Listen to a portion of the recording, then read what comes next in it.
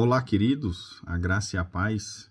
Vamos para a leitura do capítulo 3 do livro O Apóstolo do Centro-Oeste Brasileiro, pastor Antônio Inácio de Freitas. Capítulo 3. A primeira transferência. Depois que o trabalho já tinha alcançado estabilidade na cidade, as congregações no campo estavam funcionando muito bem, o templo-sede construído e tudo em perfeita harmonia. Chegou uma ordem superior ao jovem obreiro Antônio Inácio de Freitas, determinando sua transferência, o mais breve possível, para a localidade de Samambaia, Goiás.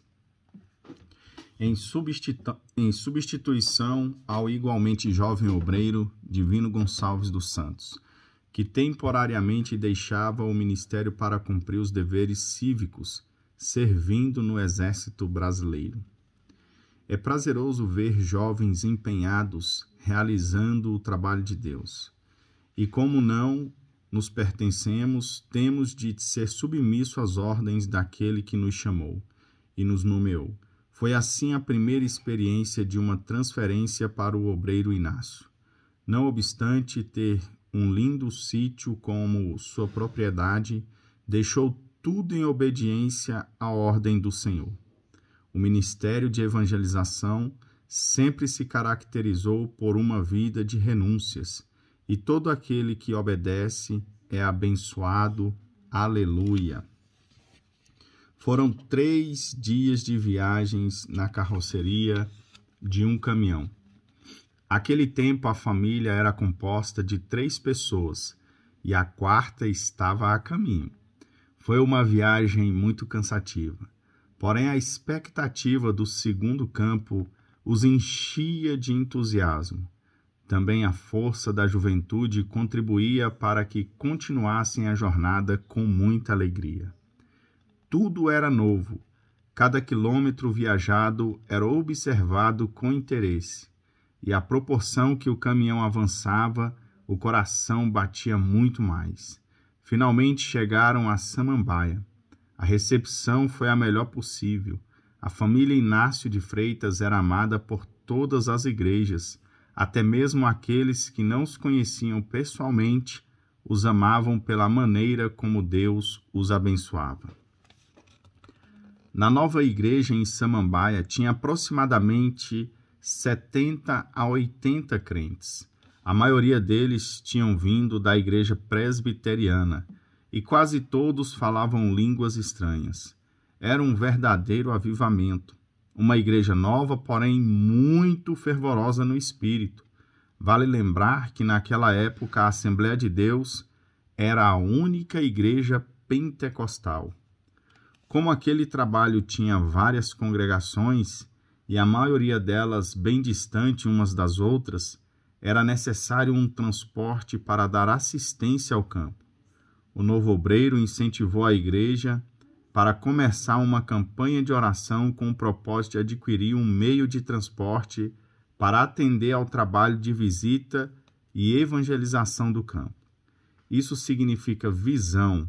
Veja bem, ainda que com grandes limitações, podemos visualizar melhores horizontes e arrojadas conquistas. O famoso casca dura. A campanha foi acionada. A igreja participava na sua totalidade. Logo, com a contribuição dos irmãos, foi possível comprar um bonito cavalo, que se tornou parceiro em longas caminhadas pelo Cerrado Goiano, levando a mensagem do Evangelho a centenas de almas necessitadas de Deus, por todo o imenso centro-oeste brasileiro. O casca dura foi por muito tempo o meio de transporte do pastor Antônio Inácio, e quando ele foi transferido, o seu substituto, o pastor Divino Gonçalves dos Santos, continuou utilizando aquele animal que não era nada suave no andar. Daí o seu nome, casca dura. Porém, no momento era tudo o que podia dispor. Casca dura tinha também algumas qualidades. Era manso, obediente, novo e muito forte.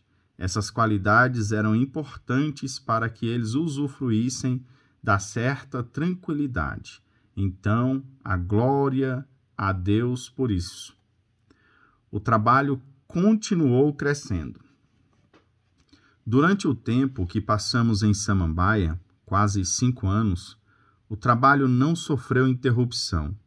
Deus nos abençoou de maneira maravilhosa, orientando-nos na continuidade do trabalho começado pelo meu antecessor Divino Gonçalves, que também é meu filho na fé. Nos lombos do Cascadura visitávamos todas as congregações existentes e abrimos outras: Santa Rosa, Saltador, Fazenda Nova, município de Fazenda Nova, Buriti, município de Iporá e outros lugares que não recordamos no momento. Em todos esses lugares deixamos salões e templos construídos. Realmente era muito difícil ter que viajar muitas vezes 12 a 15 dias consecutivos montado naquele animal trotão. Em algumas vezes viajamos até mais de 20 léguas em um dia, porém, como era bem jovem e durão, resistia sem problemas o trote do Cascadura. O que mais me afetava era a poeira levantada pelas patas dos animais. Sempre que viajávamos, não nos faltavam os companheiros que voluntariamente nos acompanhavam na obra de Deus.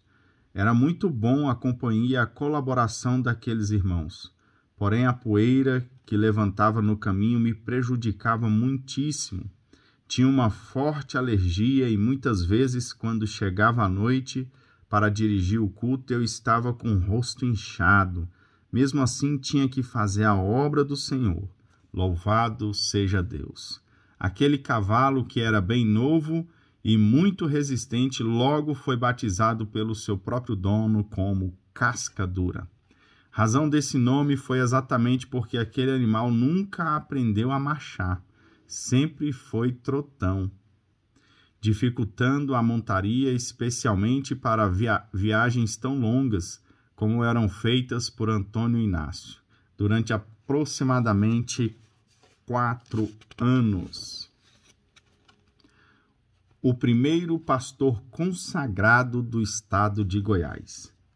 No dia 3 de abril de 1946, o pastor Antônio Inácio de Freitas, que estava na direção do trabalho em Samambaia, foi convidado para participar de uma escola bíblica em Madureira, Rio de Janeiro, sede do Ministério de Madureira, cujo líder era o pastor Paulo Leivas Macalão, de saudosa memória.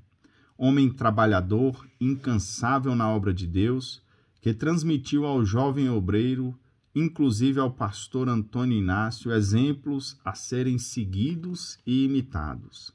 Naquela memorável ocasião, por chamado de Deus, orientação do Espírito Santo e indicação do pastor Jácomo, que era pastor em Goiânia, o nosso amado irmão Antônio Inácio de Freitas foi consagrado ao santo ministério pastoral, sendo o primeiro pastor consagrado ao santo ministério procedente do estado de Goiás. Observação: na página seguinte está a foto dos participantes daquela escola bíblica. Ao centro, na segunda fileira, está o recém-consagrado pastor Antônio Inácio. Irmãos, vou mostrar aqui também essa foto aqui, porque esse aqui com certeza foi um momento espetacular, um momento maravilhoso, não é mesmo? Momento em que a gente tem registrado aqui a escola bíblica de obreiros, né? Maravilha. A febre na leita intermitente. Em uma das muitas viagens de visita ao campo, que algumas vezes duravam 8 a 10 dias, o pastor Antônio Inácio, sem se aperceber, foi picado por um terrível mosquito que transmitia a tão temida febre chamada maleita intermitente. Todos os que tinham a infelicidade de contrair aquele vírus tinham febre intermitente durante vários dias. Muitos não resistiam e morriam. Após uma dessas longas viagens, ao retornar à casa, o pastor estava tremendo de frio. Era tão forte que não havia cobertor que pudesse aplacá-lo. Foram 35 dias de frio e febre, um dia sim, outro não. Por isso era chamada de intermitente. Durante o dia, o colocavam em uma cadeira ao sol. Em pleno sol quente, ele tremia tanto que dava a impressão de que a cadeira iria quebrar. Durante esses longos 35 dias, mal dormidos, mal alimentados e já com pouca resistência física, porém com muita fé em Deus, o milagre aconteceu. Em uma madrugada, Jesus o visitou em sua casa e, aproximando-se de sua cama, lhe ministrou a cura divina para o seu corpo físico. Foi uma cura instantânea, pois no dia seguinte estava completamente curado para a glória do nome do Senhor Jesus. A família e os irmãos se encheram de júbilo pelo que Deus realizara. Na semana seguinte foi a Santa Luzia cortar o cabelo. Quando assentou-se na cadeira do barbeiro, o cidadão olhou assustado porque ele estava muito magro e pálido e lhe perguntou: Pastor Inácio, o senhor estava doente? Sim, passei 35 dias com febre intermitente. Porém, Jesus me curou. O barbeiro continuou: Se o senhor não tem certeza de que foi verdadeiramente curado, não deve cortar o cabelo. Do contrário, o senhor vai tremer agora mesmo sobre esta cadeira, pois todos os que tiveram essa febre não podem cortar o cabelo em menos de 15 dias. O pastor Antônio Inácio concluiu seu testemunho com aquela segurança que lhe é peculiar. Cortei o cabelo, não tremi, não senti nada, porque Jesus tinha me curado. A obra que ele fez e que ele faz é perfeita para a glória de Deus. Queridos, esse foi o capítulo 3 e eu aguardo vocês na nossa próxima leitura no capítulo 4. Deus abençoe a todos vocês.